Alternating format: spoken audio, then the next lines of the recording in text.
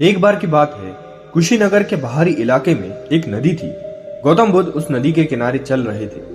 तभी उन्होंने एक युवक को देखा जो नदी को देख रहा था और मन ही मन मुस्कुरा रहा था। गौतम बुद्ध उस युवक के पास आए और गौतम बुद्ध ने पूछा, तुम क्या सोच रहे हो?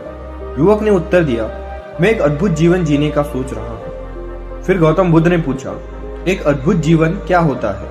उस युवक ने कहा, एक दिन मैं बहुत सारी दौलत हासिल कर लूंगा और सबसे खूबसूरत महिला से शादी करूंगा। तब मैं एक कुत्ते को पालूंगा और उसे इस नदी के किनारे सैर कराऊंगा। फिर मैं बैठकर इस नदी के दृश्यों का आनंद लूंगा और मेरे लिए यह एक अद्भुत जीवन होगा।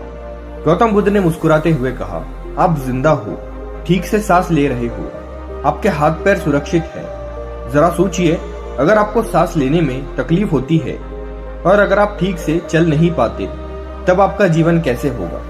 जिस अमीरी और खूबसूरत महिला की आप बात कर रहे हैं, वह प्राप्त करने से पहले यदि आप जीवित नहीं रहते तो आपने क्या प्राप्त किया?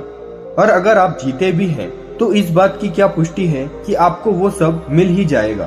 तो क्या आप एक अद्भुत जीवन जीना बंद कर देंगे? गौतम बुद्ध ने फिर कहा, आप जैसे हैं वैसे ही महान हैं और आपका जीवन और बेहतर हो सकता है यदि आप मानते हैं कि भगवान ने आपको वो सब कुछ दिया है जो आपको एक अद्भुत जीवन जीने के लिए चाहिए।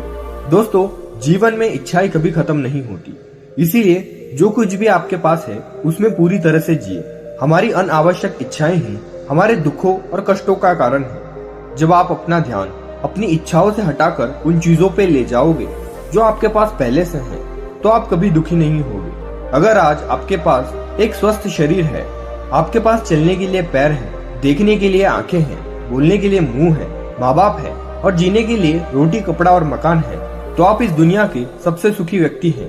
इस दुनिया में कई ऐसे लोग हैं जिनके पास ये सारी चीजें नहीं हैं। इसके लिए आप हर रोज ग्रेटिट्यूड फॉलो कर सकते हो।